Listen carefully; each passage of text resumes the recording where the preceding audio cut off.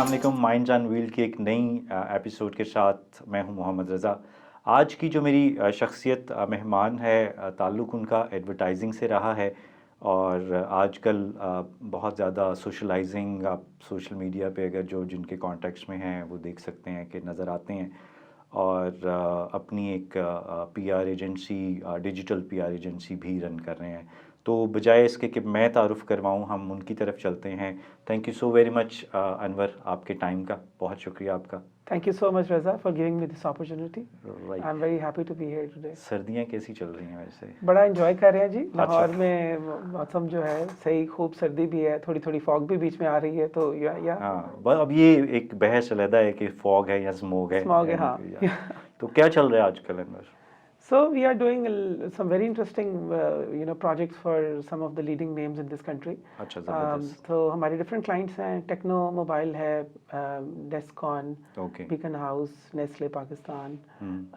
हमने और बहुत सी डिफरेंट कैटेगरीज में डिफरेंट क्लाइंट्स के साथ काम किया पिछले 6.5 साल में। राइट। तो माशाल्लाह इन्हीं में नामों में से कई नामों के साथ हम बहुत एक्टिवली कई बड़े स्ट्रेटेजिकली इंपॉर्टेंट प्रोजेक्ट्स परस्यू कर रहे हैं। तो अच्छा, चलें हम आपके क्लाइंट्स के बारे में भी बात करेंगे। सबसे पहले बताएं कि स्टार्ट आपने करियर कैसे किया, एजुकेशन क्या थी, ये ज़रा डिटेल बताइए। हाँ, तो मैं 99 में मैंने बीए किया गवर्नमेंट कॉलेज लाहौर से। ठीक है। और मेरे वालिद की ख्वाहिश थी कि मैं, चूँकि वो एक सरकारी अफसर थे, जज थे, तो he wanted me to pursue civil services. तो उस हवाले से उन्होंने मुझे लॉ के प्रोफेशन की तरफ कहा कि आप इसको देखें। तो मैंने एलएलबी शुरू किया। और पढ़ते पढ़ते मुझे ख्याल आया कि यार ये probably this is not my cup of T. तो मैंने फिर साथ एक डिग्री की मास्टर्स इन बिजनेस इकोनॉमिक्स। और मैंने लॉ और एमबीई कॉन की डिग्रीज इकट्ठे ही ख़त्म की 2002 में।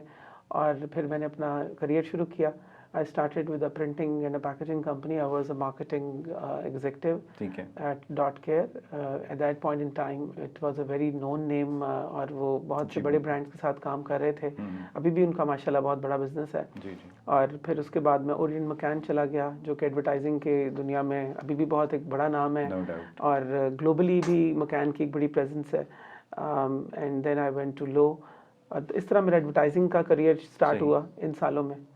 तो एडवर्टाइजिंग में जब आपने ओरिएंट को, डॉट केयर से अगर हम आगे चले जाते हैं, ओरिएंट से जब आपने अपना करियर स्टार्ट किया एडवर्टाइजिंग एजेंसी, तो वो कैसा आपका पहले से, क्योंकि आपकी डिग्री भी मोरलेस लॉ और बिजनेस के अंदर रही, तो उसने कुछ हेल्प किया एडवर्टाइजिंग? क्योंकि जब आप प्रैक्टिकल कर आते हैं तो that is very entirely different world. तो वो कॉप अप किया आपने चीज़ों के साथ as a very fresh? Actually मुझे मार्केटिंग का जो है ना, मैंने एक्सप्लोर किया और सीखा एडवर्टाइजिंग कम्युनिकेशन, मार्केटिंग कम्युनिकेशन को। और मेरी डिग्रीज़ ने लॉ की देखा जाए तो उसमें तो डेफिनेटली उसका कोई रब्त नहीं बनता। बिज़नेस इकोनॉमिक्स में ऑब्वियसली बिज़नेस मैनेजमेंट के सब्जेक्ट्स भी थे। लेकिन 3 साल में मैंने एक्सपीरियंस से बहुत अच्छे ब्रांड्स पे, अच्छे क्लाइंट्स के साथ, मेरे सीनियर्स ने मुझे बहुत एक आई थिंक वो जो प्रैक्टिकल एक्सपीरियंस है वो उसने इट प्लेड अ वेरी की रोल। और जहाँ तक एक आई थिंक एक एलिमेंट है जो मैं आपके तवज्जुह से, आपके प्रोग्राम के तवज्जुह से ज़रूर हर एक के साथ शेयर करूँगा कि हमें हमेशा एक परस्यूएंस होनी चाहिए लाइफ में कि हम अपने आप को इम्प्रूव करें, अपने आप को बेहतर करें। और फिर मैंने 2005 में अपनी जॉब वगैरह छोड़ के, करीबन 3 साल मेरा एक्सपीरियंस हो चुका था, तो I went to LUMS to do my MBA। तो मुझे ये एहसास बिल्कुल था कि I think something is missing. और वो I think that decision turned out to be life changing opportunity for me.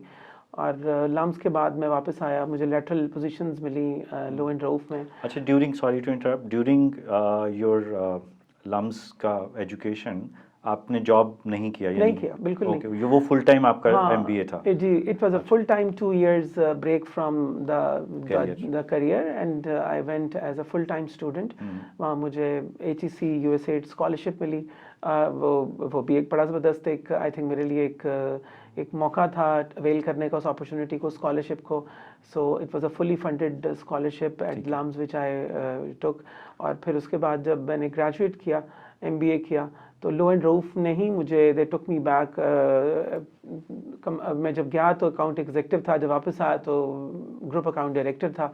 So they took me at a senior position and then I never turned back. Allah Ta'ala has been very kind. Right Anwar, क्योंकि आपका advertising से starting बिल्कुल रहा और आप अच्छे एक position के ऊपर एक एडवर्टाइजिंग एजेंसी में भी जॉब करते रहे, तो हमारे एक थोड़ा सा मेरे बहुत अरसे से एक क्वेश्चन जहन में चल रहा होता है कि हमारी जो एड्स एजेंसीज़ हैं, क्रिएटिव एजेंसीज़ हैं, वो इतनी क्रिएटिव नहीं नज़र आती हैं जितनी कि हमारे हमसाया मुल्क की, अगर हम वहाँ के एड्स देखते हैं और यहाँ पे हमें वो चीज़ नहीं नज़र आती है।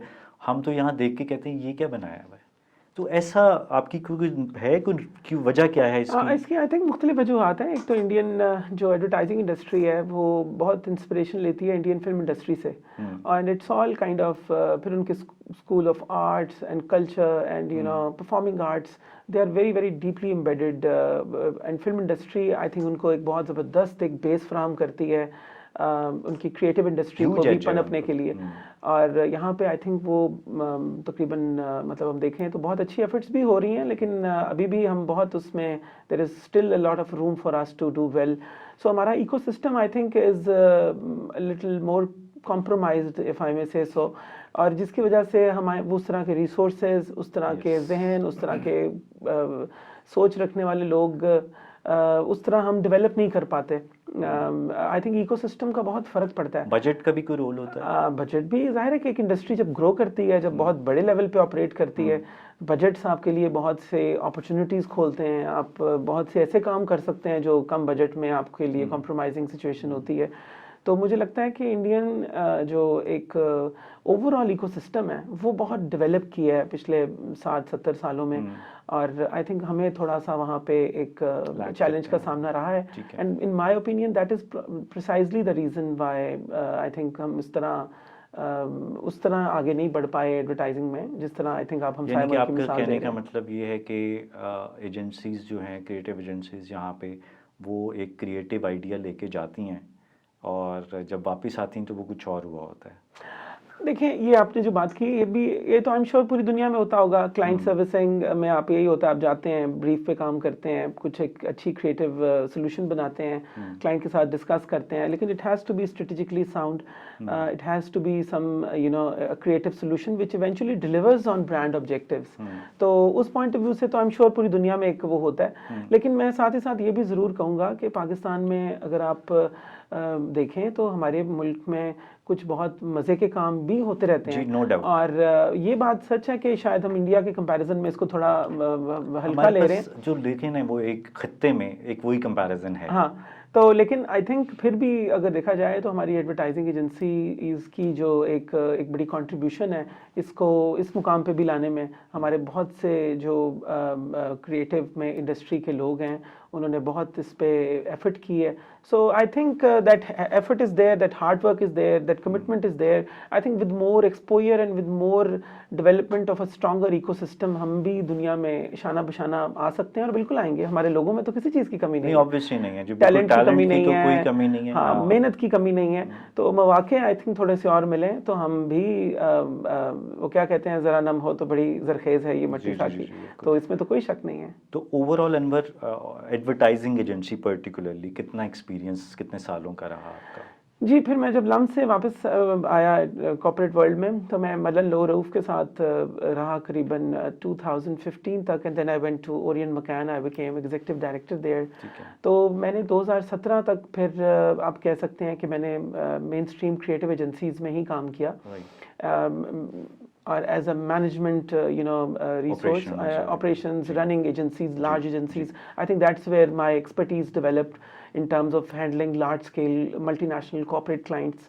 और मैं इस बात पे बिल्कुल जोर देना चाहूँगा कि आपको अगर ऐसे environment में ऐसे लोगों के साथ, ऐसे seniors के साथ काम करने का मौका मिले जो आपको सिखाएं how to do a job properly, how to do a job in the right manner, how to engage with, how to handle work with these large scale global organizations. तो ये ट्रेनिंग जो आपको ऑन जॉब मिलती है, ये आपकी ज़िंदगी में एक बड़ा की रोल प्ले करती हैं। And whatever success that I have achieved till this date, I give all the credit for that to my seniors, people who have taught me, who have mentored me in all these years, in all these organizations. Advertising 2017 के बाद आपने एक अपना Avenue start किया, अपना एक आप agency को हेड कर रहे हैं, लीड कर रहे हैं, ओन कर रहे हैं। तो that is not the basically advertising agency, right? आपका बैकग्राउंड एडवर्टाइजिंग एजेंसी का रहा, तो ऑल द वे आपको ये ख्याल कैसे आया कि जी मैंने किसी और फील्ड में अब अपना लोहा मनवाना है? देखा जाए तो ये एक्चुअली मार्केटिंग कम्युनिकेशन की ही एक ऑफरिंग्स हैं जो हम कर रहे हैं। We don't call ourselves a creative advertising agency, the conventional creative agency. हम अपने आप को digital marketing, PR, influencer marketing, event management, activations, इन एरियाज़ के अंदर हम basically we are an idea driven agency, we are an idea agency. आपने पूछा ये आइडिया कहाँ से आया, ये कहाँ से शुरू हुआ? तो मैं एक्चुअली चूँकि मैंने आपको बताया कि मैंने करीबन 15 साल डिफरेंट बड़ी कंपनीज के साथ काम किया, क्लाइंट साइड पे भी बहुत सीनियर लेवल एक्सपोजर या अपॉर्चुनिटीज़ मिली, तो मुझे I wanted to serve these global large organisations and I wanted to just figure out how I can go and sell them something which maybe the current advertising industry organizations are not able to serve or not serving. So what are those opportunities? तो मुझे लगा कि PR, influencer marketing वो areas हैं जहाँ पे हम जब जाएंगे तो हमें एक बहुत वाइड स्पेस मिलेगी, और वो ऐसे ही हुआ। हम बहुत विदिन 6-7 मंथ्स टाइम हम क्योंकि कन्वेंशनल पीआर एजेंसीज़ की वो ट्रेनिंग नहीं थी जो कि मार्केटिंग साइड के जो लोग जिस तरह का सॉल्यूशंस चाह रहे होते हैं, तो सो वी थॉट कि that's the spot where we can kind of go ahead and do our work. और फिर हमने कन्वेंशनल पीआर सॉल्यूशंस को, डिजिटल पीआर को, इन्फ्लुएंसर मार्केटिंग को एक फ्यूजन क्रिएट किया। So you'll be surprised to know that many of our clients are hardcore corporate PR clients. Some of so starting from thought leadership to crisis communication to stakeholder engagement, right. All the disciplines, key disciplines in any corporate PR agency, we do that. Okay. But at the same time, in the same meeting, you will hear us coming up with very innovative ideas on some brand activation, on some kind of thing which are maybe industries first. अभी Pepsi के साथ हमने एक बड़ा मजे का project किया है, right. उसमें हमने 10,000 लड़कियों को, I take so much pride in this campaign that we did, and also the opportunity that Pepsi International gave to us. Award भी किसी चीज पे मिला? Yes, उसी campaign? Yes, this campaign won Dragon of Asia Gold and Dragon of Pakistan Gold. So there were 2 awards that this campaign won, and all the kudos to the wonderful brand team that gave us this opportunity, and my brand spectrum team that executed and delivered on it. इसमें हमने 10,000 लड़कियों को college going जो students हैं उनको हमने motor bike riding जो है उसके ऊपर ट्रेन किया with the help of traffic police authorities in Lahore and Karachi. तो आई थिंक ये इस तरह का जो हाई इम्पैक्ट कैंपेन्स हैं, दैट इज़ ऑल्सो समथिंग, या इस तरह की इंडस्ट्री फर्स्ट कई दफ़ा एफर्ट्स होती हैं, ऑल्दो के इस तरह की कैंपेन्स पहले भी हो चुकी हैं, लेकिन इस तरह की इनोवेटिव कैंपेन्स में हमें बहुत मज़ा आता है, एंड वी फील दैट इसमें कोई कंट्रीब्यूट भी कर रहे हैं, एक सोशल इम्पैक्ट भी क्रिएट हो रहा है। So I think that's the kind of opportunities that we look out, and then when we deliver on them. Obviously, आप बिल्कुल दुरुस्त कह रहे हैं कि जब आपकी कैंपेन इस तरह से सक्सेस अचीव करती है या कोई माइलस्टोन अचीव करती है तो अभी you feel proud. Yes, absolutely.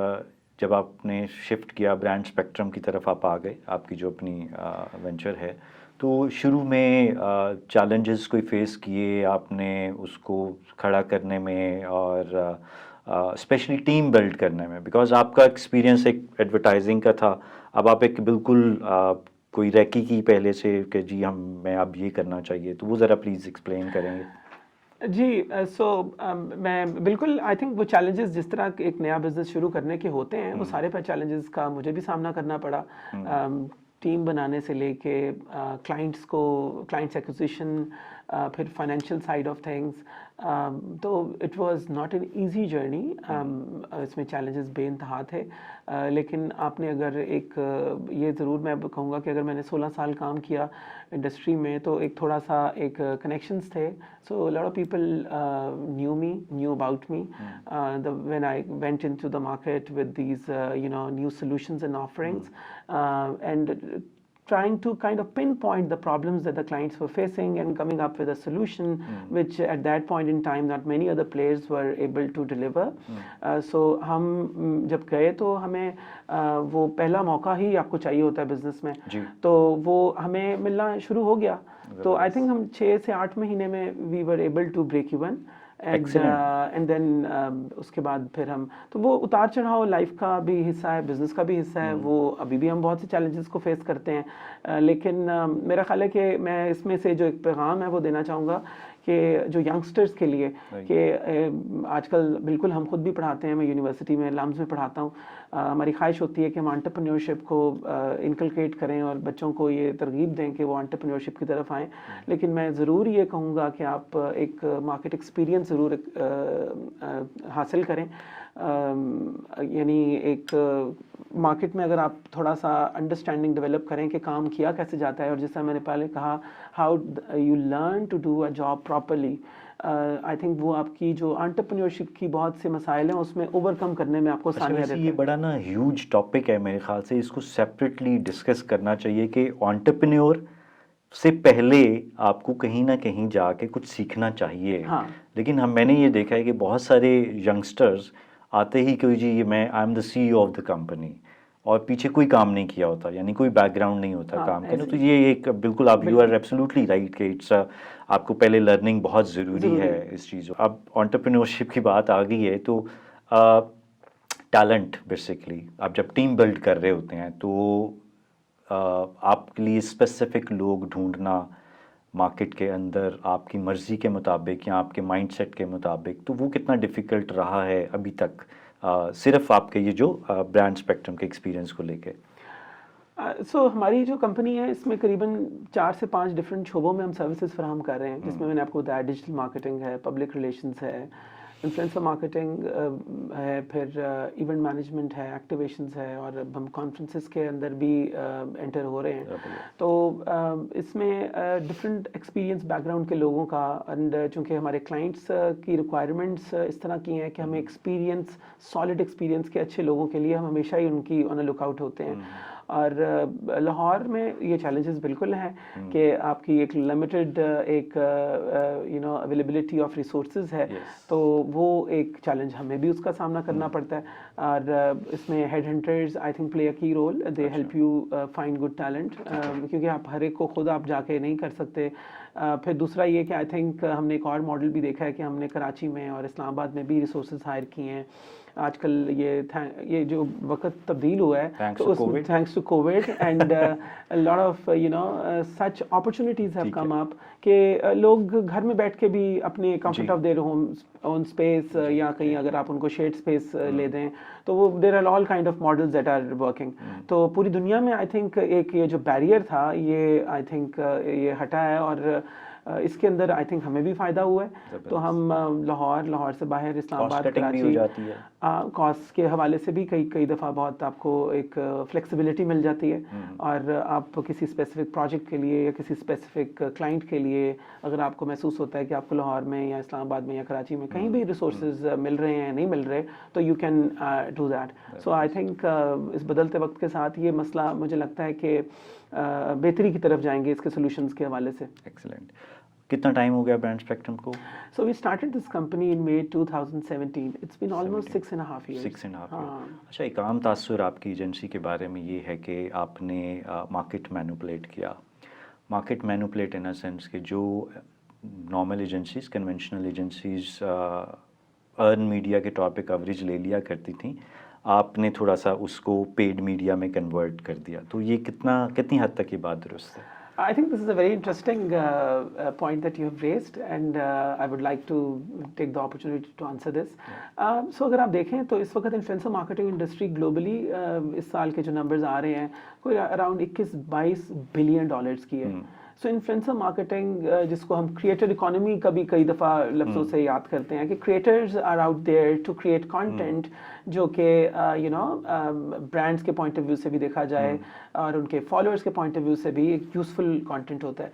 So I think जहां हमने एक पहल की या पाकिस्तान में, आई थिंक उसमें we were among the first few ones, हाँ कह सकते हैं बिल्कुल। तो so we kind of went out and we said that okay you are doing this great content, और हमने मार्केटियर्स को भी ये समझाया और कि अब तो खैर सेल्स के हवाले से भी आप देखते हैं, लेकिन ये बात शुरू जब हुई तो मिड फनल में कंसिडरेशन और ट्रायल जनरेट करने के लिए इन्फ्लुएंसर्स का एक बड़ा की रोल है। और उस रोल के लिए अगर आप उनसे कंटेंट अच्छा बनवाते हैं तो you should, if you pay them to do good job, ताकि वो अच्छी प्रोडक्शन कर सकें, अच्छा काम करें, because that's also their livelihood. ठीक है। सो अगर आप उनको उनके काम के लिए कॉम्पनसेशन करें तो वो एक, आई थिंक आप इकोनॉमी में भी एक फाल किरदार अदा करते हैं, बहुत सी लोगों की एक जॉब के हवाले से, अर्निंग के हवाले से, इकोसिस्टम को स्ट्रेंथन करने में भी यानी आपका कहने का मतलब ये है कि आपने उनको भी सपोर्ट किया, उनकी ये एक वाइस वर्सा एक ज़रूरत थी, जो कि आपने ऑब्वियसली हर एक को कैश की ज़रूरत आजकल है, चाहे वो स्टूडेंट है, चाहे वो इन्फ्लुएंसर है या ब्लॉगर है या व्लॉगर है, उसको कैश की ऑब्वियसली ज़रूरत रहती है। तो आपने यानी कि उसको कुछ हद तक सपोर्ट करने की कोशिश की। And it's a global phenomena. ठीक है। मतलब यानी मैं चूँकि लम्स में इन्फ्लुएंसर मार्केटिंग का कोर्स पढ़ाता हूँ, तो कहा जाता है कि जी हम पढ़ाते हैं कि लेट्स से किम कार्दाशियन या कुछ और बड़े नाम हैं, वो $1 मिलियन लेते हैं एक पोस्ट का। So $1 million you compare it, तो पाकिस्तान में तो अभी, so they here as well, there are some good influencers, they create great content and then they charge for it. अच्छा, अभी ये बात आ गई है आपके फलाना बंदा इतने पैसे लेता है, मैं क्वेश्चन बाद में करना था, लेकिन चलें, किस तरह से इन्फ्लुएंसर्स को पिक किया जाता है? लाइक आपके पास एक XYZ कैंपेन आ गई है, इन्फ्लुएंसर को किस तरह से सेग्रीगेट कैसे करते हैं कि जी इसको इतने पैसे देने हैं, इसको इतने पैसे देने हैं, इसको नहीं देने हैं?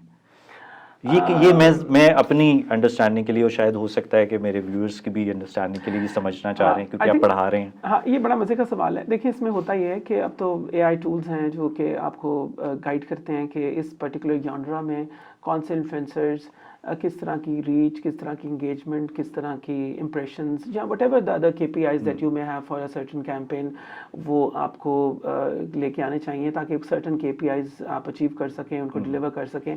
तो influencer marketing has become quite number centric and I would say data driven in last couple of years. So you have to, when we go to because these are very large scale client budgets that are at stake, and they want very clear kind of results that come in, ROI on their campaigns. तो वो different clients की different objectives होते हैं। तो वो objectives को ज़हन में रख के इन्फ्लुएंसर्स को चूज़ किया जाता है। और फिर आप इस बात को मेरे से ज़्यादा बेहतर जानते हैं, मैक्रो, माइक्रो, डिफरेंट इन्फ्लुएंसर्स हैं, नैनो इन्फ्लुएंसर्स। तो उनको कैंपेन की नीड के हिसाब से, कहीं पे लेट से आपने रीच बढ़ानी है तो वहाँ डिफरेंट होगा, कहीं आपने कंसिडरेशन बढ़ानी है अपने ब्रांड के लिए तो वहाँ आपका सेट डिफरेंट होगा। So all these different KPIs and client requirements, they kind of give us that direction कि okay, this is the particular set of influencers which can deliver on these particular KPIs। अच्छा, हमारे पास कोई methodology है कि ये जो अभी हम बात कर रहे हैं माइक्रो, मैक्रो और नैनो के, ये माइक्रो है, ये मैक्रो है, ये नैनो है, और इसके मेरा कहने का मतलब ये है कि कोई, ये हमने जब आइडेंटिफाई कर लिए, कोई हो सकता है कि कोई जो भी नंबर्स हों या आपके पास जो भी टूल्स हैं उसके हवाले से, इनको इतने पैसे, इसको इतनी अमाउंट है और ये इसको इतनी अमाउंट है, ये कोई है रैक रेट है? देखें, रूल ऑफ थंब तो ये है कि आप ये देखते हैं कि नॉर्मली किस इन्फ्लुएंसर से आपको डिज़ायर्ड जो रिजल्ट्स हैं वो क्या आ रहे हैं, तो आप नंबर्स को देख के ही आप जो उसका ROI देख के ही आप उसकी एक प्राइस डिटर्मिन होती है या होनी चाहिए। पाकिस्तान में अभी चूंकि ये भी फील्ड एक इंडस्ट्री अभी अपनी इन्फेंसी से गुजर रही है, तो यहाँ पे भी कई दफ़ा फॉर वेरियस रीजंस प्राइसेस कई दफ़ा क्लाइंट्स को लगता है, हमें भी लगता है कि कोई सर्टेन इन्फ्लुएंसर ज़्यादा चार्ज कर रहे हैं बनस्बत ये कि जितना रिजल्ट आता है। लेकिन कुछ जॉनरास के अंदर आपको, या कुछ एरियाज़ में, लेट्स से फिटनेस हो सकता है, या गेमिंग हो सकता है, या लाइफस्टाइल हो सकता है, या ये शेफ़ बेस्ड जो या कुकिंग के हवाले से हम बात करते हैं, तो उसमें आपको ये स्पेस ऐसी है कि इसमें और बहुत से लोग आएंगे। तो जब तक वो कम्पिटिटिवनेस आएगी, इंडस्ट्री और ग्रो करेगी, डेवलप करेगी, तब तक ये थोड़ा बहुत 19-20 इस पे चलता रहेगा। लेकिन इवेंचुअली प्राइस जो है वो मार्केट डिटर्मिन करती है, और प्राइस नॉर्मली आप रिजल्ट्स को देख के ही डिलीवर करते हैं या करना चाहते हैं। तो ये जो फंडामेंटल्स ऑफ द मार्केट हैं वो eventually will fall in place. अगर कहीं नहीं है तो उस हवाले से मैं ज़रूर ये कहना चाहूँगा। आपके ख्याल में, क्योंकि आप डेली बेसिस के ऊपर ये चीज़ें डील कर रहे हैं, तो इन्फ्लुएंसर्स जो अभी तक जितने भी सेगमेंट्स बनते हैं उनमें बहुत हैं या और आने चाहिए? नहीं, आई थिंक ये तो अभी तो it's just beginning of the अच्छा, होल अभी यू नो शुरुआत है। या इसमें आई अच्छा। थिंक आने चाहिए। मैं अभी कनाडा गया हुआ था कोलिजन में एक कॉन्फ्रेंस अटेंड करने, राइट। तो वहाँ पे I think it was very interesting insight was presented के जैसे हम पॉडकास्ट की या वीडियो कंटेंट की बात करते हैं, तो उसमें एक रिसर्च प्रेजेंट हुई कि जो रिटन कंटेंट है वो तो अभी भी बहुत ज़्यादा हो चुका है, सेचुरेशन है ग्लोबली, इसमें अखबार भी हैं, वो भी आगे, ब्लॉग्स भी आगे, पब्लिकेशन, लेकिन वीडियो कंटेंट क्रिएटर्स अभी भी, मतलब अगर यूनिवर्स के अंदर हम देखें या अपना पूरा पॉपुलेशन ग्लोबल देखें, लेट्स से 7-8 बिलियन लोग हैं, तो उस पॉइंट ऑफ व्यू से they presented a whole report and analysis कि अभी भी वीडियो कंटेंट क्रिएटर्स आ जाएं तो उनके कामयाब होने के चांसेस बहुत ज़्यादा हैं। अच्छा। ग्लोबली तो एक पूरी थ्योरी भी थी और एक उसका पूरी रिसर्च प्रेजेंट, मतलब मैं सही ट्रैक पे जा रहा हूं। You are on the right track and I congratulate you on that. Thank you very much. And because अभी भी बहुत से लोग, क्योंकि people spend a lot of time on their handheld devices, mobile phones, तो इसमें अच्छे content creators जो हैं वो उनकी ज़रूरत है, रहेगी और बढ़ती जाएगी. So I encourage all your audiences, whoever kind of gets any inspiration from this, कि ज़रूर आप content creation के बारे में सोचें. This is a field in industry, जिस चीज़ में आपको इंटरेस्ट है उसके ऊपर सोचें, और अगर आप अच्छा को कंटेंट बना सकते हैं, आप उसको मोनेटाइज कर सकते हैं, you can really do well in this. Unfortunately Pakistan के साथ प्रॉब्लम ये है कि आप जितने भी हमारे सोशल चैनल्स की बात कर रहे हो, they don't have their offices in Pakistan.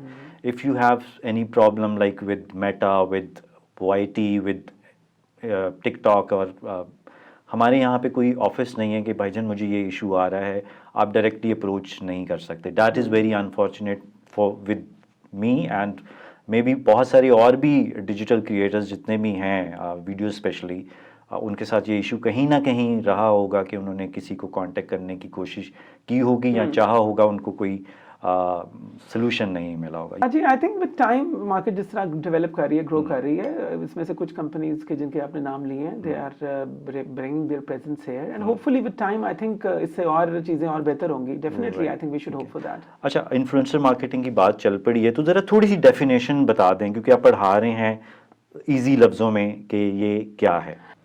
आपने पूछा इन्फ्लुएंसर मार्केटिंग के बारे में, तो आजकल I think influencer marketing is, as I mentioned earlier, is a global phenomena and उसमें होता ये है कि आप ब्लॉगर्स, इन्फ्लुएंसर्स, की ओपिनियन लीडर्स जो सोशल मीडिया के ऊपर अपने किसी भी इंटरेस्ट को परस्यू करते हुए एक ख़ास किस्म की या जनरल ऑडियंस बिल्ड कर लें और वो उनको इन्फ्लुएंस करने की पोजीशन में आ जाएं कि आप, लेट से मैं आपको मिसाल दूंगा, मेरे बहुत प्यारे दोस्त हैं सुनील सरफराज मंच, जो पाक व्हील्स के फाउंडर भी हैं, और गाड़ियों के हवाले से अगर हमने कभी कोई गाड़ी ख़रीदनी हो या किसी की गाड़ी के बारे में कुछ जानना हो, तो we would always like to, at least I would say it for myself and lot of people that I know, कि we would like to look at a review that Sunil has given on a certain car.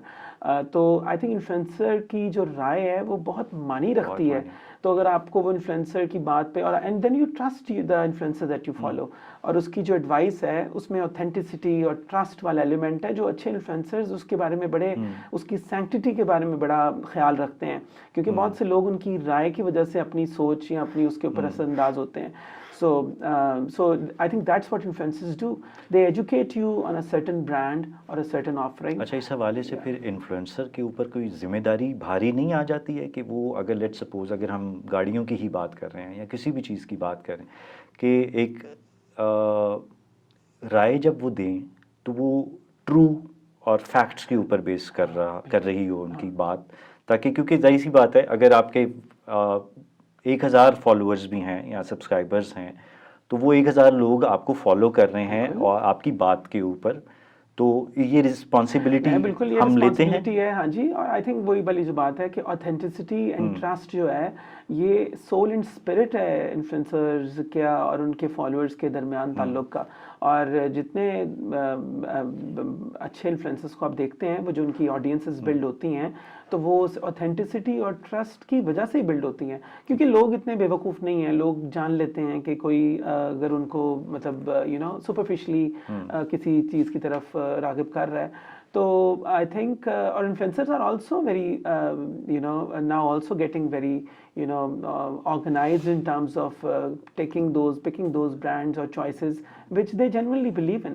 अच्छा, जब paid campaign आ जाती है कोई दरमियान में, तो influencer का थोड़ा सा ईमान डगमगा नहीं जाता होगा कि मैं ये बात कर रहा हूँ तो सही है ये बात, अगर ना चाहते हुए भी उसे वो बात करना पड़ती है, या वो लोग आप क्योंकि डील कर रहे हैं तो अब वो रुक जाते हैं, नहीं मैंने नहीं ये बात करनी क्योंकि मुझे ये चीज़ नहीं पसंद? So I think there are all kind of professionals in this industry. Some of the influencers या बहुत से ऐसे होंगे जो let's say अगर वो उनके साथ क्लिक नहीं कर रही तो वो they move away from it. On the other side कई दोस्त ऐसे भी हैं जो इस पे बात करते हैं और अपनी राय को बड़े तरीके से, अगर आपने एक बैलेंस्ड ओपिनियन देना है तो let's say दो उसमें खूबियाँ और अपनी तरफ से आपने एक उसके अंदर किसी भी प्रोडक्ट में कोई ऐसा पहलू बताना है जो आपके ख्याल में आपके फॉलोअर्स को पता होना चाहिए, तो वो एक बड़े अच्छे अंदाज से उसको बयान भी कर देते हैं। हाँ, सो एक बड़ी बैलेंस्ड, तो द फॉलोअर्स नो कि ये मेरे सामने जो कंटेंट आ रहा है ये बंदा सच बोल रहा है या नहीं बोल रहा। सो आई थिंक इन्फ्लुएंसर्स और फॉलोअर्स का जो रिलेशनशिप है, इसकी सैंक्टिटी अच्छे इन्फ्लुएंसर्स हमेशा कायम रखने की कोशिश करते हैं। तो आपकी जो पीआर कैंपेन्स अभी जब बनती हैं तो इसमें किस तरह से आप बैलेंस किस तरह से क्रिएट करते हैं? एक डिजिटल फैक्टर है, एक कन्वेंशनल फैक्टर है, तो वो क्या किस तरह से डेवलप किया जाता है बैलेंस? सो ज़्यादातर डिजिटल के पॉइंट ऑफ व्यू से हमारी ये जो इन्फ्लुएंसर मार्केटिंग का आपने जिक्र किया, फिर इसके साथ साथ कन्वेंशनल में ऑनलाइन एंड ऑफलाइन की जो हम बात करते हैं, तो जिस तरह मैंने आपको बताया कि हमने अपने क्लाइंट के लिए एक recently again it was industry's first Tecno के लिए हमने एक ड्रोन शो का एहतमाम किया। So any mobile phone, it was the first mobile phone Pakistan that did it for a launch. So it was an on ground activation you could say, but there was a lot of digital amplification, that there was a lot of digital content that came out of that activity. So I think अच्छी campaigns में अगर आप मुझसे पूछें तो online and offline का एक जो balance है वो I think that's what resonates well with your consumers in this day and age. 50-50 या 60-40 के हिसाब से? देखिए, आप इसको मैं इसको इस तरह से लूँगा कि अगर आप कुछ certain campaigns में अगर अच्छे on ground experiences क्रिएट कर सकें, experiential marketing I think it plays a very very की रोल, एंड देन उसको आप किसी तरह से डिजिटल के साथ वीव इन कर सकें और उसको डिजिटली एम्पलीफाई कर सकें कि बहुत से लोग जो उस मोमेंट पे उस जगह मौजूद नहीं हैं वो भी इस एक्सपीरियंस को थ्रू डिजिटल प्लेटफॉर्म्स देख सकें, उसको उसके साथ कनेक्ट कर सकें, उससे रेजोनेट कर सकें। So I think that's what a good marketing agency should be able to do for their clients. जैसे अभी हम ऑफ द कैमरा बात कर रहे थे आपके सोशल गैदरिंग्स और नेटवर्किंग वगैरह की, तो हम मोरलेस जो भी आपके कॉन्टेक्ट्स में है वो आपको देखते हैं हर वक्त। तो आपके ख्याल में आपकी ये जो सोशल नेटवर्किंग है ये एक एजेंसी के सेटअप में कितनी हेल्पफुल है to gain the client, to retain the client, to say your words, at least आप पिच करने के लिए कितना ज़रूरी होता है रिलेशन? सो ये इसके आई थिंक बड़े मुझे बहुत से दोस्त ये सवाल पूछते हैं। हमारे एक दोस्त हैं, he is one of the top businessman in this country, and I met him and he said to me कि यार मैं जब भी वो लिंक्डइन या कोई और सोशल प्लेटफॉर्म हम खोलते हैं तो हम आपको देखते हैं, तो आप कोई काम वगैरह भी करते हैं कि बस यही मिलना मिलाना? तो I told him in a light hearted manner कि वो एक ना नाहिद अख्तर का वो गाना सॉरी शंटापू के जिस तरफ आंख उठाऊं तेरी तस्वीरें हैं, मेरे ख्याल से वो शायद वो ये कहना चाह रहे थे। तो मैंने उनको यही कहा कि जी this is very close to what my work is. So I think PR and networking and creating connections, creating purposeful connections, I think that's what is not only very close to my heart but also something which this is very very central with respect to the work that I do. तो हम PR में, digital में, influencer marketing में thought leadership build करने के point of view से जिन clients के साथ हम एंगेज करते हैं, ये फोरम्स, ये प्लेटफॉर्म्स, ये अपॉर्चुनिटीज़, ये नेटवर्क्स, आई थिंक उसमें एक बड़ा फाल किरदार अदा करते हैं।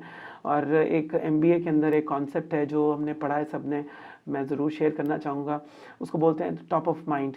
तो मैं ये कहते हैं कि जी अगर किसी ब्रांड के किसी आपने लेट से किसी कोई प्रोडक्ट ख़रीदनी है या कोई सर्विस हासिल करनी है या कोई भी काम करना है, तो पहले 4-5 सेकंड में जो भी नाम आपके जहन में आएंगे वो आप टॉप ऑफ माइंड उन्हीं की होती है, और वो टॉप ऑफ माइंड बड़ी इंपॉर्टेंट चीज़ होती है। So you and your work should be visible to the communities and to the world out there. The impact that you are making through your work, through your efforts, through your presence. I think इसको as professionals हमें बहुत seriously लेना चाहिए. And इसके बड़े मस्बत पहलू हैं, इसके बड़े अच्छे पहलू हैं.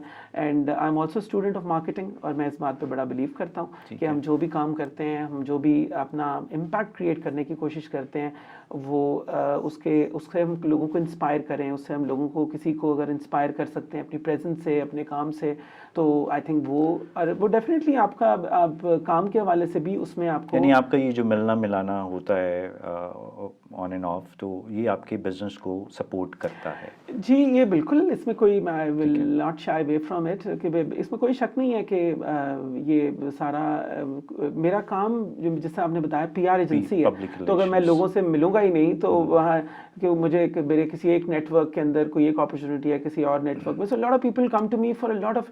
अच्छा, इसमें मैं आपको एक और बात बताता हूँ. हर चीज़ को हम सिर्फ बिजनेस के एंगल से नहीं देखते, हम एक इम्पैक्ट के एंगल से देखते हैं. मैं बहुत से लोगों के बहुत से काम एक आउट ऑफ गुडविल, बहुत से प्यार का एक ताल्लुक है. रिलेशनशिप्स को आपको नर्चर करना होता है, और ये ज़िंदगी भर के ताल्लुक और ज़िंदगी भर के साथ होते हैं.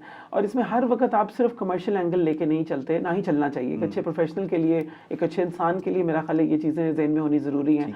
सो आपके लिए ज़रूरी है कि आप एक ऐसा एक इन्वायरमेंट बनाएं जिसमें आप लोगों के जनरली काम आ सकें.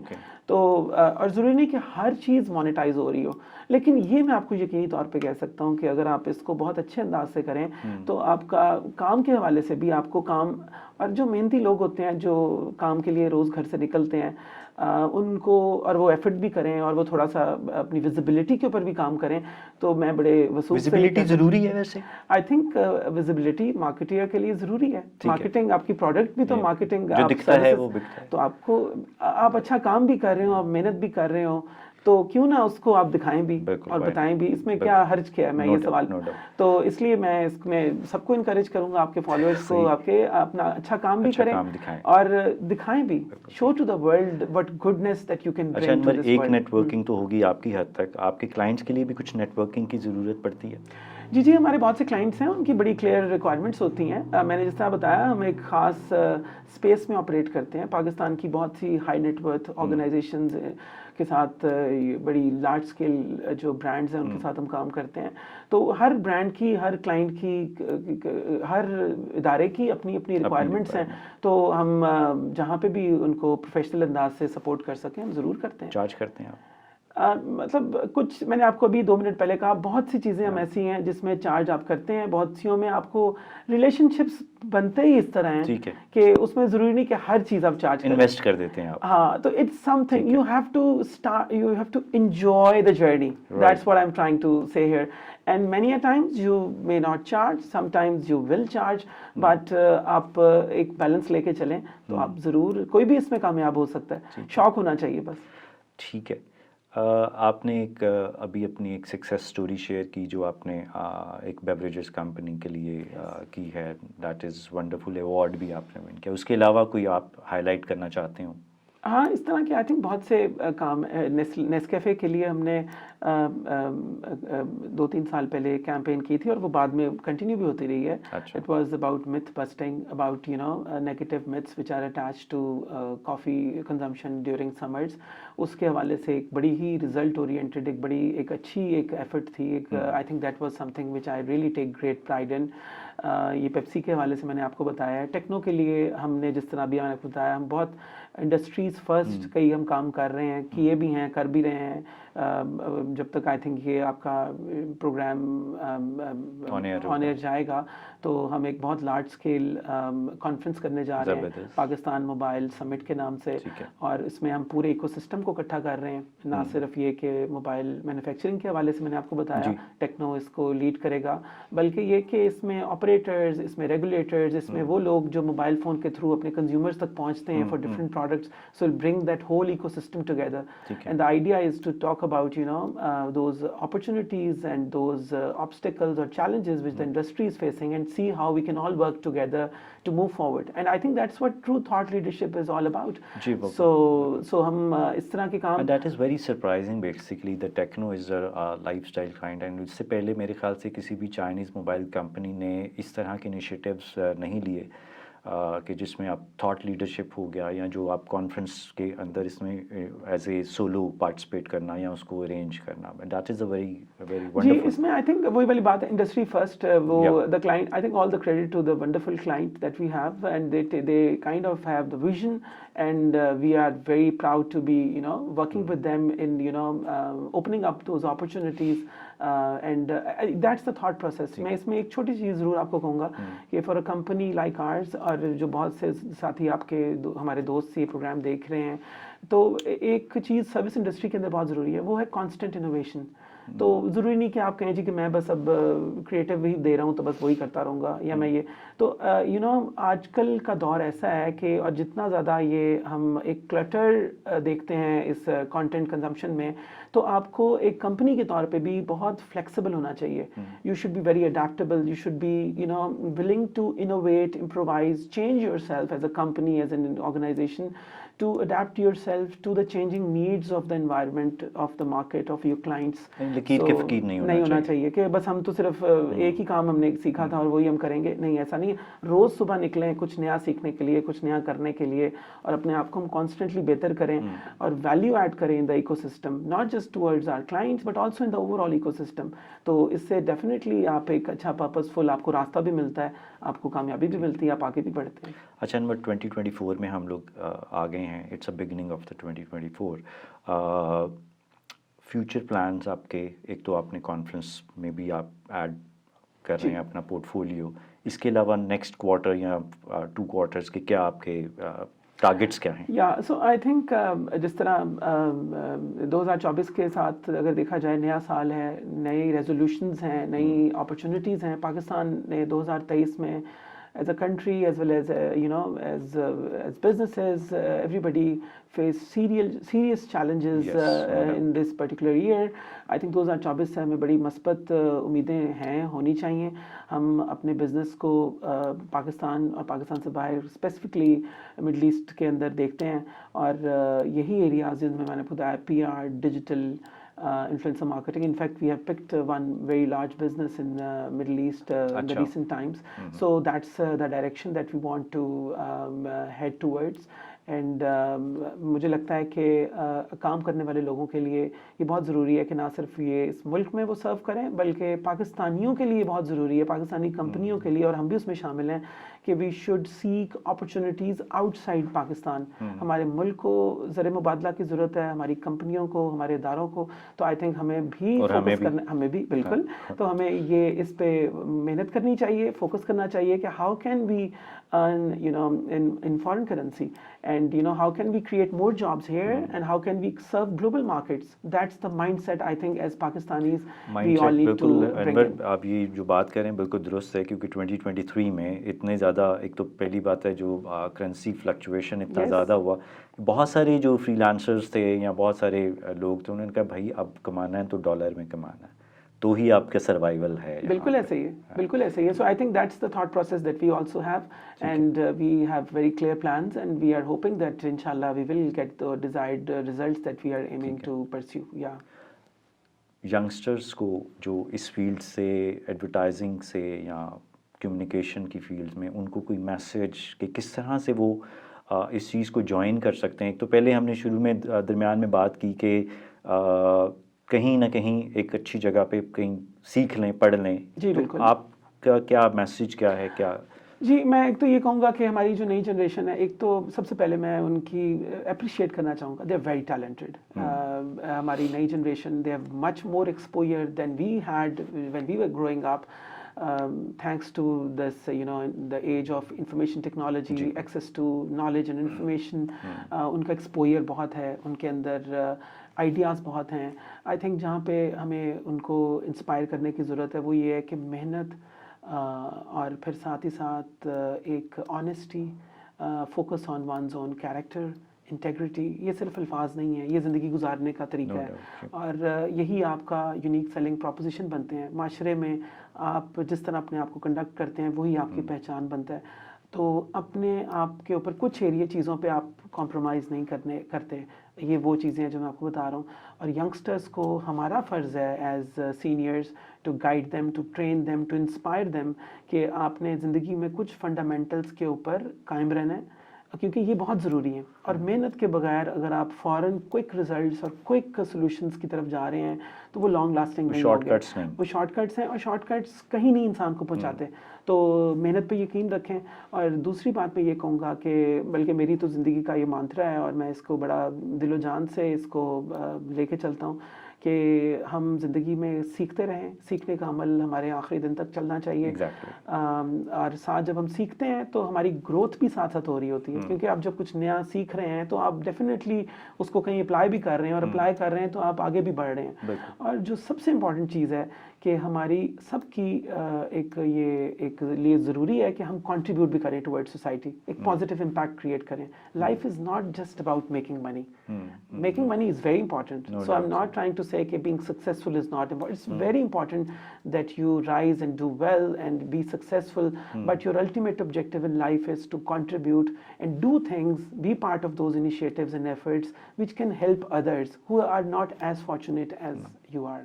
सॉरी, जो वो बात एकदम आपकी बातों से याद आया, ये जो आप इतने कैंपेन आइडियाज़ और ये वो सारे आपकी क्रिएशन होती हैं या it's a basically team work? नहीं, मैं तो कभी भी किसी चीज़ का क्रेडिट खुद अकेले नहीं लेता ना ही। तो देखें, इसमें एक अच्छा क्लाइंट का सबसे पहले आप देखें कि जिसने आपको वो मौका दिया, जिसने आपके साथ एंगेज किया, जिसने आपके साथ वो अपनी एक बिजनेस ऑब्जेक्टिव शेयर किया, जिसको लेके आप वापस आए, आपकी टीम के साथ बैठे और आपने उसका क्रिएटिव सॉल्यूशंस निकाले। तो मैं आपको ये ज़रूर कहूँगा कि एक अच्छा क्लाइंट, आपकी एक अच्छी टीम, डिपेंडेबल जो आपके साथी हैं, जो आपके साथ इन तरह की रिजल्ट्स को, इस तरह की कैंपेन्स को क्रिएट करते हैं। So it's that whole team effort which you know does it all. So yeah, thank you so very much Anwar. आपने आपसे बहुत अच्छी गुफ्तगू रही और आपके टाइम का बहुत बहुत शुक्रिया। बहुत अरसे से हम लोग बैक एंड फोर्थ कर रहे थे प्लान। तो जनाब, ये थी आज की हमारी एपिसोड। उम्मीद है कि आपको बातें पसंद आई होंगी अनवर की। तो काइंडली मेरे चैनल को ज़रूर सब्सक्राइब कीजिएगा, वीडियो को लाइक कीजिए, और अगर कोई फीडबैक हो तो वो ज़रूर, that would be really appreciated, comment section में ज़रूर मेंशन कीजिएगा। इंशाल्लाह नेक्स्ट टाइम एक नई एपिसोड के साथ आपकी खिदमत में मैं दोबारा हाजिर हूँगा। तब तक के लिए अल्लाह हाफ़िज़।